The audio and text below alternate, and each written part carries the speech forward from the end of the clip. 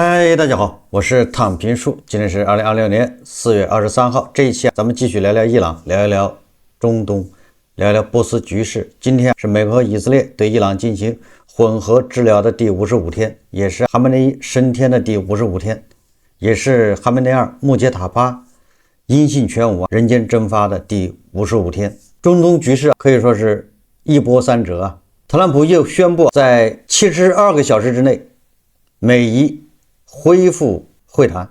当地时间22号，美国总统特朗普表示，美伊新一轮和平谈判最早可能在周五取得进展。巴基斯坦方面消息称，在其斡旋下，未来36至72小时内重启谈判可能性正在上升。4月21号，特朗普发帖子说，在巴基斯坦陆军元帅穆尼尔和巴基斯坦总理谢里夫的请求下，理由是伊朗内部正在整合意见，形成一个统一的提案，需要时间。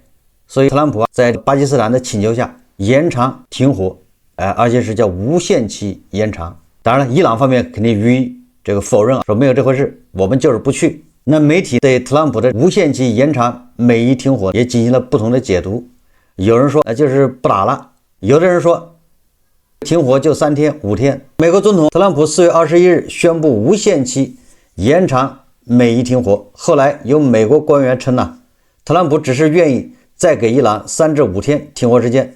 特朗普否认了相关说法。4月22号，特朗普在接受福克斯新闻采访的时候，他又说在停火方面没有时间压力，也就是说他没有时间表。我也这么认为的，就是特朗普所谓的无限期停火应该理解成特朗普掌握主动权，他想什么时候打就什么时候打，就没有时间表。他今天说的也是这个意思他就没有时间压力，也不一定是3天，不一定是5天，说不定就是2天，说不定是10天，一切尽在掌握，就这个意思，这叫战略模糊。特朗普在接受福克斯新闻主持人玛莎麦克勒姆采访时证实，此前报道的关于停火延期3到5天的说法是不实的。在谈到战争何时能结束时，特朗普表示没有时间表，也不着急。特朗普还解释，他说有人说我想结束战争是因为中期选举，而这不是真的。本届政府希望为美国人民达成一项好的协议。特朗普为什么这么胜券在握呢？是因为他认为封锁了霍尔木兹海峡，就封锁了伊朗的港口，伊朗人受不了了，说封锁比轰炸更让他们害怕，他们多年来一直遭受轰炸，但他们痛恨封锁。特朗普补充道，说一旦那些油井枯竭，有时就永远无法恢复，也就是一旦停产，那油井想恢复很困难。而现在哈尔克岛上的那些瓶瓶罐罐快要灌满了，有人说8天，有人说10天就灌满了，怎么办？特朗普还发了个帖子，他说伊朗的财政正在崩溃，他们要求立即开放霍尔木兹海峡，他们急需现金。伊朗每天损失5亿美元，说伊朗的军警抱怨他们没有拿到工资，紧急求助。这是特朗普发的帖子。特朗普说的这些话有夸大的成分，也就是说伊朗的经济不会1天之内崩溃，也不会3、5天就崩溃。伊朗缺钱那是肯定的，物资匮乏，但是物资不管怎么匮乏，怎么缺钱，它维持卫队的暂时的运转，它还是有办法的。也就是说，我们说的什么意思？你像3、5天或者半个月、1个月让卫队就垮台，这个比较难，就通过经济封锁，他怎么着吃草皮啃树根，他也可以让卫队还能坚持一会儿。也就是说，老百姓你没得吃，教师没工资发，那底层的人没工资发，但是他想办法给卫队凑够这个口粮，让他们还能对付，这个还是能做到的。这么说，他可能还能扛个一段时间才能垮。伊朗全国人民勒紧裤腰带，紧着卫队的人先吃。当然了，这肯定不是长久之计，长久这么封下去，那卫队也会垮。那么对特朗普的这一说法，那伊朗是全盘否认。对于美国总统特朗普宣布延长临时停火期限，以及是否与美国进行第2轮谈判，伊朗目前都没有任何官方正式回应，这就是比较蹊跷的地方。目前伊朗的回应全部是什么？伊朗塔斯尼姆通讯社，伊朗的那些通讯社发的消息。伊朗官方是外交部或者是佩泽西奇扬本人或者是卡利巴夫，没有官方出来说话，就这个凸显伊朗内部内斗分裂正在加剧。他们都通过这些喉舌在外面放风。伊朗舆论普遍认为，美方言行矛盾以及不断变化的政策是伊朗无法信任美国主要的原因。伊朗塔斯尼姆通讯社报道，伊朗目前没有计划在本周五，就是4月24号与美国进行谈判。伊朗不参加谈判的计划没有改变。塔斯尼姆通讯社说，特朗普又说谎了。纽约时报报道说，特朗普又发表了矛盾言论。特朗普先说第二轮与伊朗的会谈可能在24日举行，然而到目前为止，伊朗没有改变不参加谈判的计划。伊朗政府尚未就延长停火时间声明官方立场。纽约邮报22日报道，特朗普称未来36至72小时内可能与伊朗举行和平谈判。报道说，巴基斯坦消息人士称，巴方与伊方之间斡旋努力取得积极进展，这重新燃起了在未来36至72小时内举行更多和平谈判的可能性。对此，特朗普通过短信回复纽约邮报的求证，他回复说有可能。而伊朗的议长卡利巴夫4月22号在社交媒体发帖指说，若要全面停火有意义，美国必须停止海上封锁，以色列需在各条战线均停战。卡利巴夫还表示，若停反协议遭违反，重新开放霍尔木兹海峡是不可能的。卡利巴夫表示，全面停火若要具有实质意义，就不能以海上封锁和挟持全球经济的方式来加以破坏。这到底谁在挟持全球经济？谁在海上封锁啊？现在伊朗人倒打一耙，伊朗人本来算计的在霍尔木兹海峡搞收费，这样实际上是为他的战后重建募集资金。像拦路收费，你想想他战后重建怎么重建啊？哪来的钱？你现在每桶油，你只要流出霍尔木兹海峡，你就给我交$1，你一天应该有2000万桶，恐怕还不止。这个原油要经过霍尔木兹海峡，那你或者我一天坐地就收$2000万，这算盘打得啪啪响。但是特朗普是不可能容忍，特朗普说要收费也得我来收，什么时候轮到伊朗来收呢？坚决不行。伊朗人现在较劲的就是这个，他知道被打完之后战后重建，你跟谁要钱？你指着特朗普赔他钱，那是不可能的。所以人家眼睛一转，当然了，伊朗打霍尔木兹海峡主义也不是1年2年了，他这10几年据说他就在盘算怎么样在这儿收费，这下终于逮着个机会，干脆硬上。但是他没想到他遇到的是特朗普，特朗普不怎么讲规矩，也不讲武德，所以特朗普叫以其人之道还治其人之身。伊朗学摸着在霍尔木兹海峡收费，不是这次挨揍才有的，他10几年前就开始琢磨，找到什么法理依据开始收费。这一次只不过挨揍，他找了个借口，想把它变成现实。但是很遗憾，特朗普说以流氓手段治流氓，你封锁我也封锁，你封锁着霍尔木兹海峡，我封锁你的港口，让你一船油都运不出去，看谁厉害。所以这一招应该是起了作用。所以伊朗人第二轮谈判的前提条件变了，变成你美国的解除封锁。那特朗普很强硬，特朗普不同意，没门。这个伊朗致信联合国，要求美以对袭击民用空间基础设施担责。据伊朗方面23日消息，伊朗常驻联合国代表伊拉瓦尼致信联合国秘书长古特雷斯和安理会，主张美国和以色列应就其针对伊朗民用空间和通讯基础设施的非法袭击承担全部责任。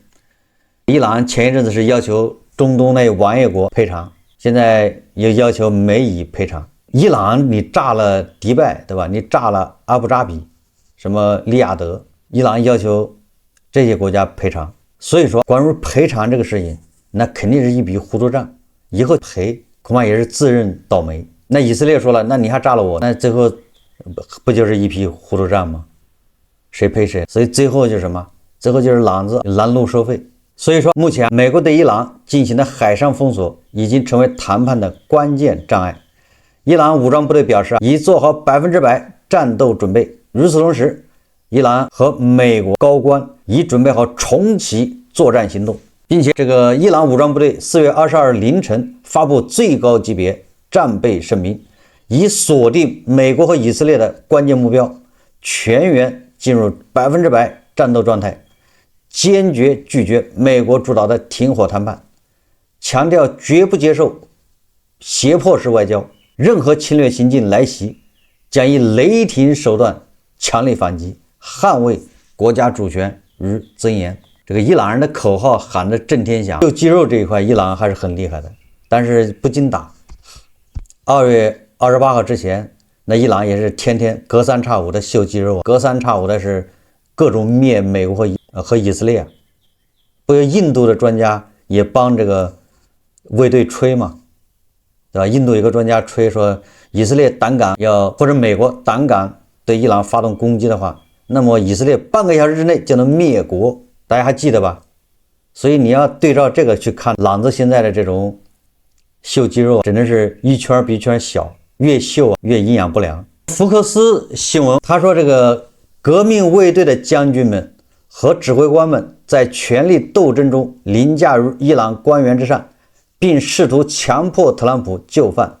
伊朗政权现在一片混乱，可能会发生政变，没人知道谁在发号施令。万斯、维特科夫和库什纳原本应该前往伊斯兰堡，但他们从未起飞，因为伊朗代表团也从未起飞，这很可疑。因为今天早上，特朗普说那位盖先生，好像就指的就是穆杰塔巴植物人，就这个意思啊，批准了这项协议，所以那位盖先生告诉他们的部长起飞，但军方说没那么快。我们现在面临的基本上是另一场伊朗人质危机。这一次他们把自己当成了人质，因此谈判陷入僵局。也就是穆杰塔巴的意思，让穿西装的赶紧去巴基斯坦谈去吧，谈判总比不谈好，你好歹可以扯皮，极限拉扯。但是穿军装的不同意。言下之意，穆杰塔巴已经被卫队给绑架了。革命卫队不仅绑架了这个文官集团，什么卡利巴夫、佩茨西奇、阿拉戈齐，还把这个穆杰塔巴给绑架了，叫挟天子以令诸侯。我觉得特朗普有空还是多看一看中国的《三国演义》，或者不行，他可以请一个中国的中文的对中国了解的一个秘书，这样他以后面对记者的时候，是吧，他就可以说出很多令印度盘们很吃惊的这个典故成语。这就是挟天子以令诸侯啊，挟穆杰塔巴以令这些诸侯。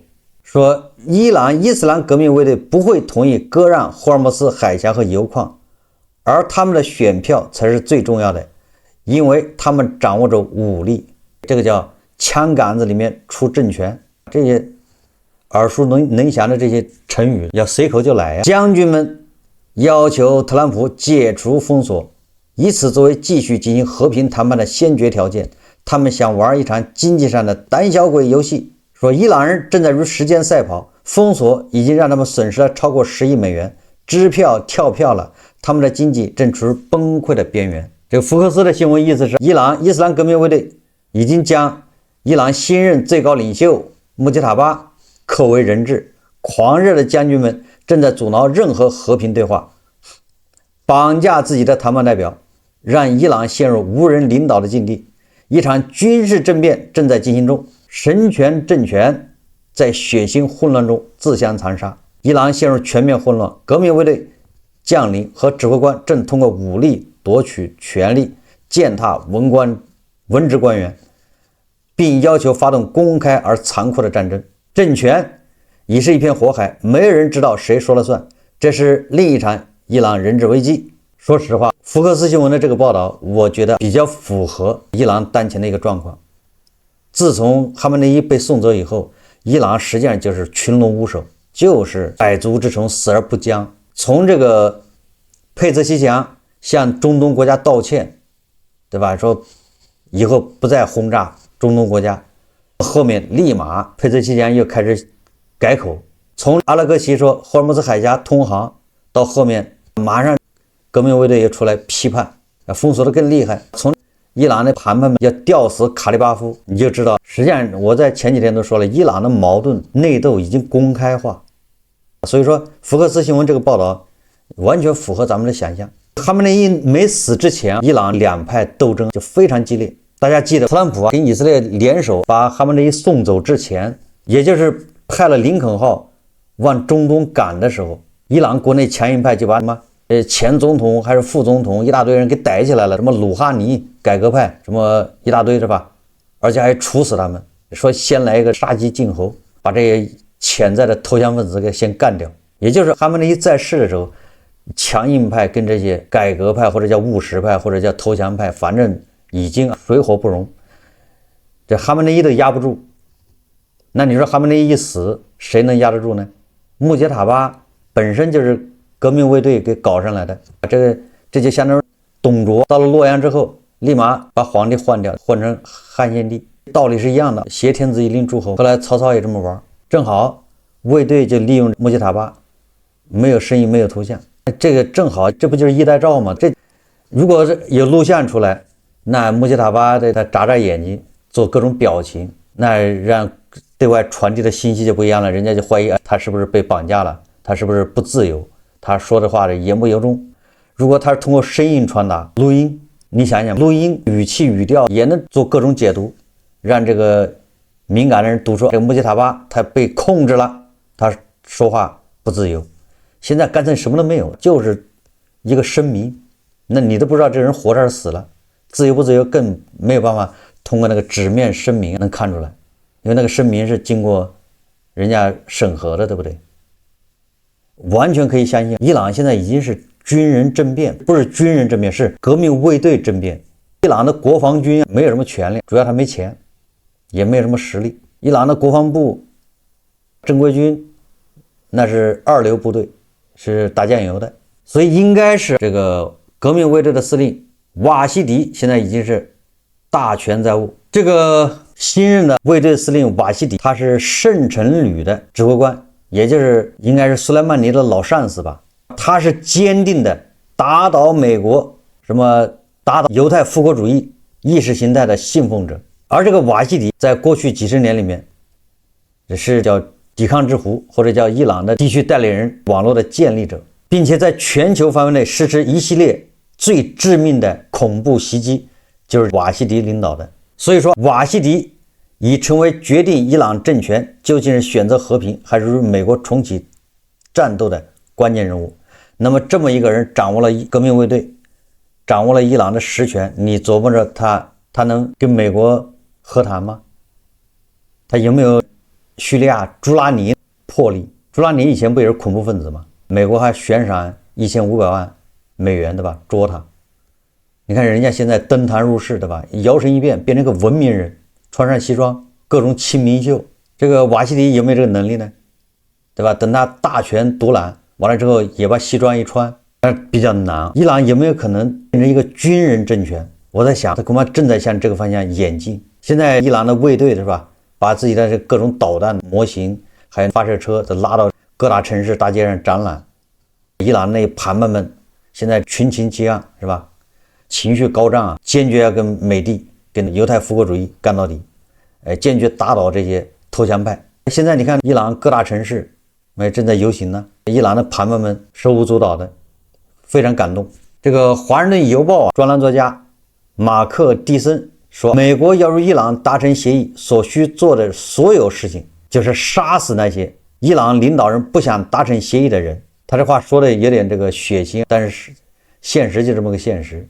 你要想跟那些外交官跟佩泽西奇扬、卡利巴夫达成协议，你只有把那个卫队一批一批的消灭掉，否则你就达成了有什么用？回去怎么落实，怎么执行？所以现在很多这个西方媒体，甚至包括战争研究所都认为这个伊斯兰革命卫队司令瓦西迪在德黑兰发动了一场实质性权力接管行动。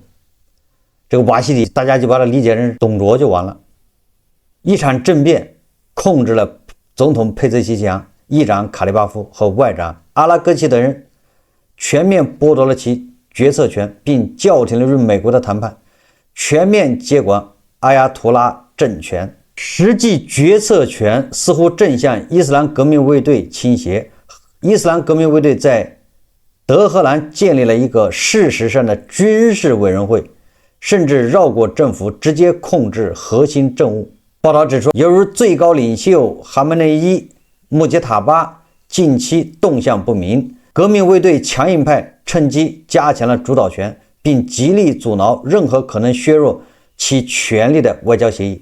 我在以前已经分析过了，如果穿西装的跟美国人达成一致，签了这个协议，那实际上就是伊斯兰革命卫队那就成为历史了，必然会被最终边缘化，最后退出这个舞台，甚至遭到清算。那你说卫队同意吗？肯定没办法同意，所以他是极力阻挠任何可能削弱其权力的外交协议。这种多头决策导致伊朗无法向美方提供统一且有效的谈判协议，最主要是有效，这玩意谈完了回去能落实。有媒体报道，在美伊谈判问题上，伊朗最近释放相当复杂的信号。大致来说，改革派的佩泽西奇扬政府主谈，而以革命卫队为首的势力主张则更为强硬。这是伊朗内部分歧的一个直接体现，并且在伊斯兰革命卫队内部又有分化，是强硬派里面又分化是更强硬的，你说越来越极端。媒体报道说，事情与伊朗近期的一项人事任命风波有关。革命卫队否决了总统提名的情报部长人选，理由是战时状态下所有关键敏感岗位必须由革命卫队直接掌握。你看看，连总统连提名权，对吧？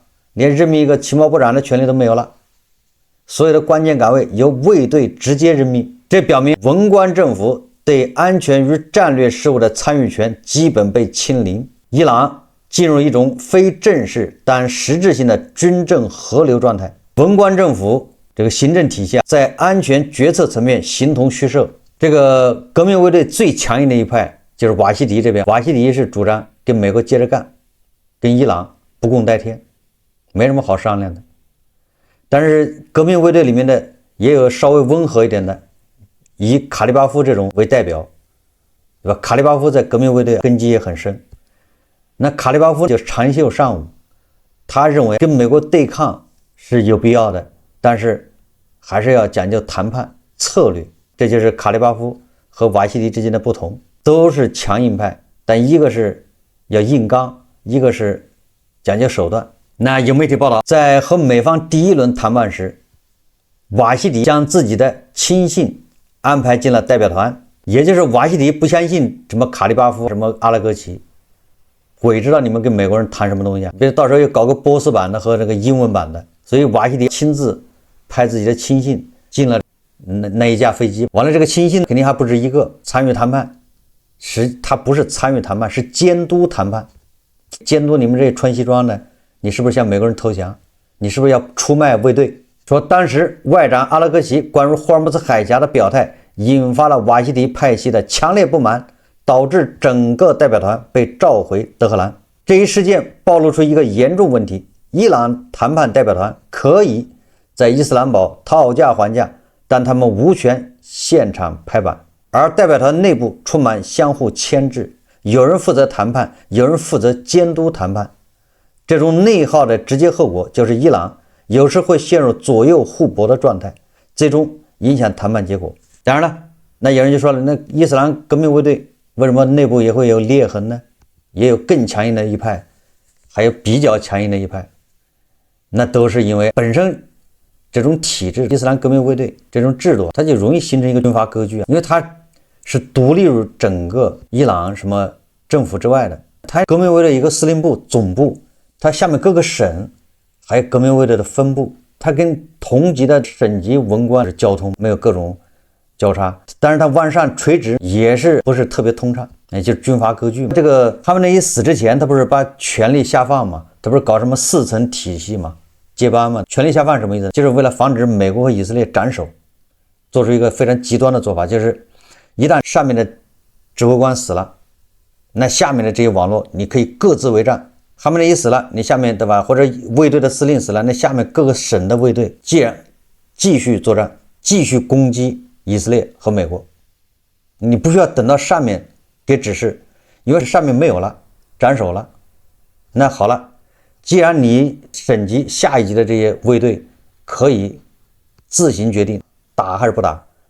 他权力大，那当时的伊朗政府也得配合这一决策，所以要求各个地方的省政府要跟卫队配合。那实际上就是卫队已经深入到各个省级的行政权力，他们都参与。这就是当时为了防斩首搞的这么一个机制，结果这个机制实际上就是加大了伊朗的内斗也就是让伊朗军阀割据，群雄并起。这个就相当于东汉末年为了镇压黄巾军，那东汉朝廷那只能允许各地豪杰的把那些各个州的州牧、什么刺史有能耐的，你就自己募兵，你去打黄巾军。你打完了黄巾军，这些人就尾大不掉，就成了军阀割据。我要打黄巾军，我是不是钱财物、人权、人事权都在我手上？要不我怎么打？我自己征兵，我自己去征税，我自己去人事任免。那你说这仗一打下来，他一打赢了，他当然就是尾大不掉，他变成一个军阀割据。东汉末年群雄并起，不都是讨伐黄巾军、镇压黄巾军起家的吗？一个道理。所以说伊朗现在内部应该是群雄并起，军阀割据。瓦西里是强硬派，你不强硬，那下面那些伊斯兰革命卫队的分的那些各个省的这些军阀，谁听你的？谁听佩泽西强？谁听卡利巴夫？谁有枪？谁有经费？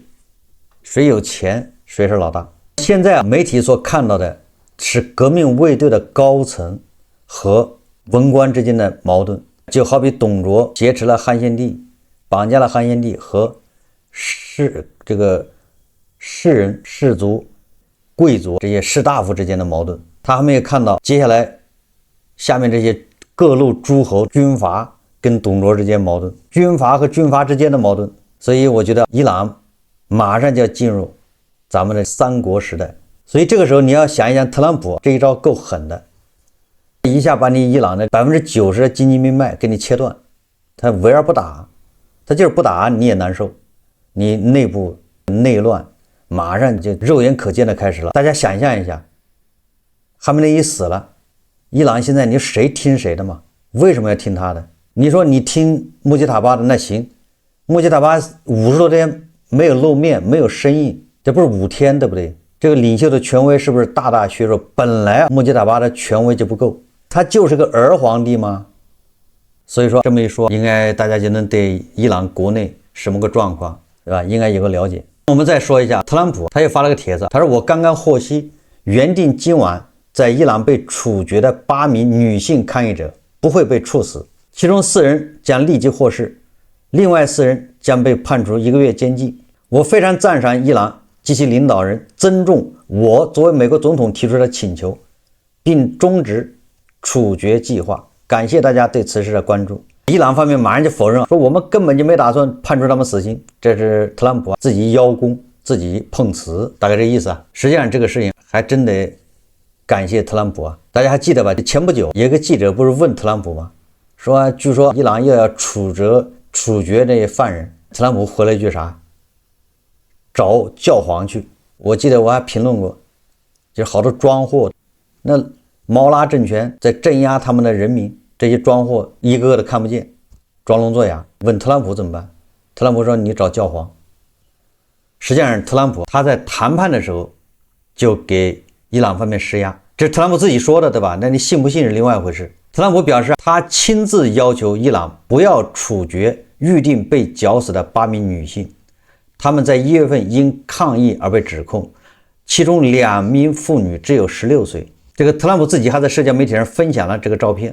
特朗普发的帖子说，致即将与我的代表进行谈判的伊朗领导人，我非常希望这些妇女能够获释。特朗普转发的一个人的帖子，这个人把伊朗的8名妇女这个照片贴出来，说伊斯兰共和国正准备绞死8名妇女，国际社会或所谓的人权组织对此保持沉默。那特朗普转发这个帖子的时候，他就说了，他说希望这个来跟我谈判的伊朗领导人，我非常希望这些妇女能够获释，我相信他们会尊重你们这一举动，请不要伤害他们，这将是我们谈判的良好开端，感谢你们对此事的关注。怎么说？有人就说了，这特朗普这纯粹就是得便宜卖乖，人家根本就没这事，没有说要判这8个人死刑，就没这事。特朗普自己自导自演，我觉得至少特朗普在这方面表现得很有人情味儿。因为关于伊朗要镇压处理他那些抗议分子，这个记者已经提过，特朗普还说了，你找教皇，就说明伊朗确实有这事。特朗普在媒体上他又呼吁伊朗放了这些人，那结局那这些人也没死，那你说跟特朗普有没有关系？如果在这个过程中哪个组织或者是民主党或者是反对川普的人或者是欧洲，你们谁出来说过话，要求过伊朗方面放过这些人，有没有？所以说你两线一比较，你就发现特朗普在这块做的还是可以的。一名伊朗反对派领导人周三4月22日谴责说，欧洲国家在阻止伊朗处决异议人士问题上做得太少。此前伊朗当局又执行了一起死刑。反对者表示，这是这个专制政权在暂时镇压意见人士的行动之一。一些人权组织说，伊朗政权已对反对者进行了严厉镇压，实施大规模逮捕，并继续将死刑作为武器消灭异议人士，并进一步恐吓民众。所以说有很多庄户对此有什么看法，表达了不满吗？或者是有什么实际行动能够阻止这个行为？是要用魔法打败毛拉是吗？是要过去讲道理吗？是要在联合国提出抗议是吗？还是怎么着？所以我说这个装货那一套你对付毛拉没用，毛拉他只听得懂拳头还有大炮的声音。最后我们要看一下以色列的态度。这个是 CCTV 报道说，总台记者观察，美国和伊朗的第2轮谈判没能如愿举行。对于这一点，以色列方面其实一直有预判。以色列认为双方的底线相差较大，且严重缺乏信任，因此一直在做2手准备，包括持续的谈判，也包括重启战争。自停火以来，以色列和美国一直在积极沟通，为重启战争做准备。上周，美军中央司令部司令库珀曾访问以色列，双方讨论了联合军事计划，并更新了打击的目标清单，其中包括伊朗重要的能源设施和国家级基础设施。以色列总理内塔尼亚胡近期在公开讲话中明确表示，战争尚未结束。对于谈判，以色列方面担心美国与伊朗会达成一个对以色列来说非常糟糕的协议，主要关于核问题和弹道导弹问题。以色列认为应该永久消除伊朗的核威胁，并就伊朗的弹道导弹规模设定所谓的红线，也就是说以色列是绝不会放过这个机会的特朗普也有可能摇摆，但是内塔尼亚胡一定很坚定，趁这个机会要以绝后患。好，事情怎么发展我们密切关注。伊朗已经内乱了，保不齐接下来也可能要发生火并，发生大规模的逮捕行为，所谓的抓内奸。至于内奸是谁不知道，阿拉戈齐就有可能是。谈判代表团里面的2/3都是内奸，都要抓起来，我们拭目以待。好，这期节目我们就聊到这里，感谢大家收看。如果喜欢我的节目，欢迎订阅转发，也可以在下方留言评论，谢谢大家。